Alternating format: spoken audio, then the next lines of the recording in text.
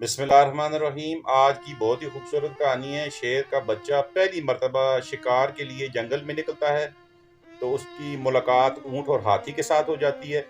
وہ انہیں انسان سمجھ بیٹھتا ہے، لیکن وہ اسے بتاتے ہیں کہ انسان کون ہے۔ پھر اس شیر کے بچے کی ملاقات انسان سے ہوتی ہے تو وہ بہت کچھ وہاں پہ نیا سیکھتا ہے۔ بہت ہی سبق آموز کہانی ہے، ضرور سنیے گا اور اپنی رائے بھی دیجیے گا۔ تو چلتے ہیں کہانی کی طرف۔ ایک دفعہ کا ذکر ہے کہ کسی جنگل میں ایک شیرنی رہا کرتی تھی اور اس کا ایک بچہ تھا جو کافی حد تک جوان ہو چکا تھا۔ وہ شیرنی سے ہر روز خود شکار کرنے کی فرمائش کرتا، لیکن شیرنی اسے یہ کہہ کر منع کر دیتی کہ ابھی تو اتنا بڑا نہیں ہوا کہ خود شکار کر کے کھا سکے، کیونکہ شکار کرنے کے لیے صرف طاقت ہی نہیں بلکہ ہوشیاری اور طریقہ کار یعنی شکار کرنے کا طریقے کا ہونا بھی ضروری ہے۔ شیرنی کا بچہ ماں کی یہ باتیں سن سن کر سخت نالاں رہنے لگا اور خود شکار کرنے کو اس نے اپنی ضد بنا لیا۔ ایک دن شیرنی نے تنگ آ کر اس کی ضد کے آگے گھٹنے ٹیک دیے اور نہ چاہتے ہوئے بچے کو شکار کی اجازت دے دی۔ شیرنی کے بچے کی خوشی جتنی تھی، لیکن شیرنی نے بچے سے وعدہ کیا کہ وہ ہر چیز پر حملہ کرے لیکن انسان سے بچ کر رہے، کیونکہ انسان انتہائی چالاک اور زیرک ہوتا ہے۔ بچے نے چاروں ناچار ماں سے وعدہ تو کر لیا، لیکن اس کو یہ تشویش لاحق ہو گئی کہ ماں نے انسان سے لڑنے اور انسان کا شکار کرنے سے کیوں منع کیا ہے۔ شیرنی کا بچہ ماں سے رخصت ہوا، خوشی سے سرشار تھا۔ وہ اپنی جوانی پہ نازاں اسی سوچ میں غلطاں تھا کہ وہ بہت طاقتور، پھرتیلا اور پرجوش ہے۔ کسی میں یہ جرأت نہیں کہ اس کا سامنا کرے اور اسے زیر کر لے۔ وہ اسی غرور میں ماں کی نصیحت اور اپنے کیے گئے وعدے کو بھول گیا، اور یہی اس کہانی کا جو ہے مرکزی خیال بھی ہے کہ ماں کی نصیحت کو جب بچہ بھول گیا تو پھر اس کے ساتھ کیا ہوا۔ اس نے فیصلہ کیا کہ وہ سب سے پہلے انسان کا شکار کر کے طاقت کو منوائے گا، لہٰذا وہ ہر بات سے پہلو تہی کرتے ہوئے انسان کے شکار کو چل پڑا۔ راستے میں اسے کئی چھوٹے بڑے جانور دکھائی دیے، لیکن وہ ان کی شکلیں پہچانتا تھا اور اس قدر جانتا تھا کہ یہ انسان نہیں ہے۔ چلتے چلتے راستے میں اسے ایک اونٹ دکھائی دیا۔ وہ اس سے قبل اونٹ جیسے جانور سے نا آشنا تھا۔ وہ سمجھا کہ شاید یہی انسان ہے، کیونکہ یہ دیکھنے میں طاقتور بھی ہے اور قد آور بھی ہے۔ شیرنی کے بچے نے اونٹ کو للکارا اور کہا، او بدماش، تیار ہو جا، میں تجھے زندہ نہیں چھوڑوں گا۔ اونٹ نے شیرنی کے بچے کی للکار سن کر پوچھا کہ تم مجھے کیوں مارنا چاہتے ہو؟ شیرنی کا بچہ بولا، کیونکہ تم انسان ہو اور میں سب سے پہلے انسان کا شکار کرنا چاہتا ہوں۔ اونٹ پھر گویا ہوا اور پوچھا، تم انسان کا شکار کیوں کرنا چاہتے ہو؟ شیرنی کا بچہ بولا، انسان طاقتور ہے، اس لیے میں سب سے پہلے اس سے پنجہ آزمائی کر کے اس کو ہلاک کرنا چاہتا ہوں۔ اونٹ بولا، تم غلطی پر ہو، میں انسان نہیں ہوں۔ انسان تو بہت طاقتور ہوتا ہے، وہ مجھے اپنا غلام بنا کر رکھتا ہے، مجھ پر بوجھ لاتا ہے، میرا دودھ دھوتا ہے اور میری قربانی کر کے گوشت کھاتا ہے۔ شیرنی کا بچہ دنگ رہ گیا، کیونکہ وہ اونٹ کی جسامت اور قد کاٹ سے کافی مرعوب تھا اور اس خاطر اونٹ کو انسان سمجھنے کی غلطی کر رہا تھا۔ اس نے اونٹ سے پوچھا، مجھے انسان کہاں ملے گا؟ میں سب سے پہلے اس کا شکار کرنا چاہتا ہوں۔ اونٹ بولا، آگے چلے جاؤ، جنگل میں کہیں نہ کہیں انسان کو پالو گے۔ شیرنی کا بچہ آگے بڑھا اور انسان کی تلاش شروع کر دی۔ کافی دور جا کر اسے ایک ہاتھی دکھائی دیا۔ وہ ہاتھی کی سامت دیکھ کر سہم گیا اور سمجھا کہ شاید یہی انسان ہے، کیونکہ یہ اونٹ سے بھی زیادہ طاقتور دکھائی دے رہا تھا۔ شیرنی کے بچے نے ہاتھی کو للکارا اور کہا، او بدماش، میرے ساتھ مقابلہ کرنے کو تیار ہو جا، آج میں تمہیں زندہ نہیں چھوڑوں گا۔ ہاتھی شیرنی کے بچے کی بات پر حیران ہوا اور پوچھا، تم مجھے کیوں مارنا چاہتے ہو؟ مجھ سے کون سی ایسی خطا سرزد ہوئی جو تم اس قدر طیش میں آ گئے؟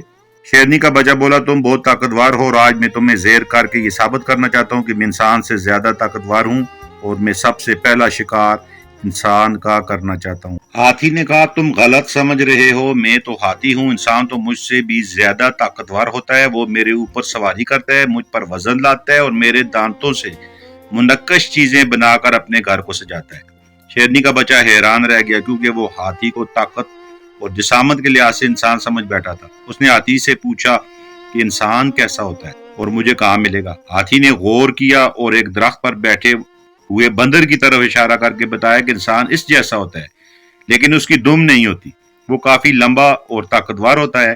اتنے میں ہاتھی کو درخت کاٹنے کی آواز آئی۔ اس نے شیرنی کے بچے سے کہا کہ اس آواز کی طرف بڑھو، یہ درخت کاٹنے کی آواز ہے اور درخت صرف انسان ہی کاٹتا ہے۔ شیرنی کا بچہ آواز کے پیچھا کرتے ہوئے آگے چل پڑا۔ درخت کے قریب اسے انسان ہی ملا جس کی دم نہیں تھی۔ اور قد بھی بڑا تھا۔ شیرنی کے بچے کو انسان اونٹ یا ہاتھی سے زیادہ طاقتور دکھائی نہیں دیا، لیکن جس درخت کو وہ کاٹ رہا تھا وہ آسمان سے باتیں کرتا تھا، اور اس کا گھیرا بھی انسان کے جسامت سے کہیں زیادہ موٹا تھا۔ شیرنی کا بچہ اسے اتنا بڑا اور موٹا درخت کاٹتے ہوئے دیکھ کر دل ہی دل میں خوفزدہ ہوا، لیکن اپنے ارادے سے پیچھے ہٹنے کو تیار نہ ہوا۔ اس نے انسان کو للکارا، او انسان، میرے سامنے مقابلے کے لیے تیار ہو جا، آج میں تم کو مار کر ہی دم لوں گا۔ انسان شیرنی کے بچے سے گھبرایا اور پوچھا کہ اسے کیوں مارنا چاہتا ہے۔ شیرنی کا بچہ بولا، مجھ کو میری ماں نے منع کیا تھا کہ انسان سے بچنا، انسان بڑا چالاک اور خطرناک ہوتا ہے، لیکن میں نے خود سے عہد کر رکھا ہے کہ پہلا شکار انسان کا ہی کروں گا، لہذا تم میرے سامنے مقابلے کے لیے تیار ہو جاؤ۔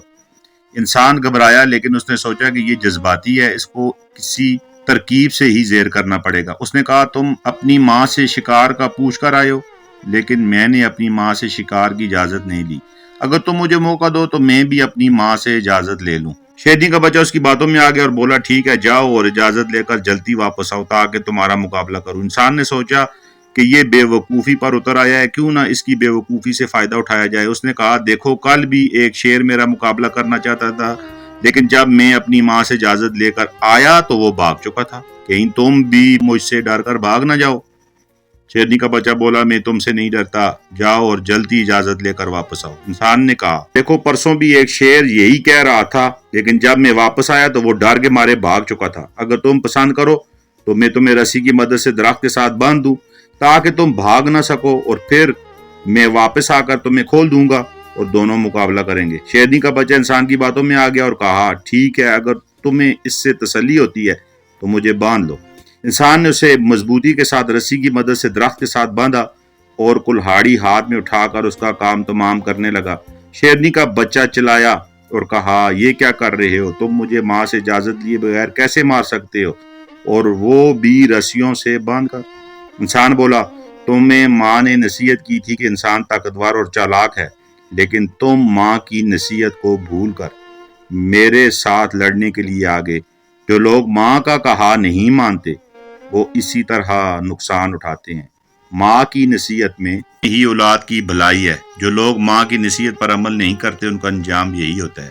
اس نے شیرنی کے بچے پر کلاڑے سے زوردار وار کیا اور اسے ہلاک کر دیا۔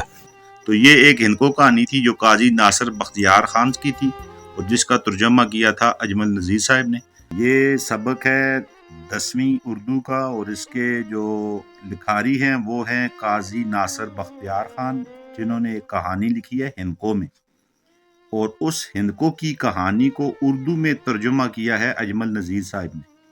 اجمل نذیر صاحب نواں شہر ایبٹ آباد کے ایک مذہبی گھرانے کے چشم و چراغ ہیں۔ انہوں نے معاشیات میں ایم اے کیا ہوا ہے، سی ٹی اور ایم ایڈ کے علاوہ ڈی آئی ٹی کے پیشہ ورانہ تعلیم بھی رکھتے ہیں۔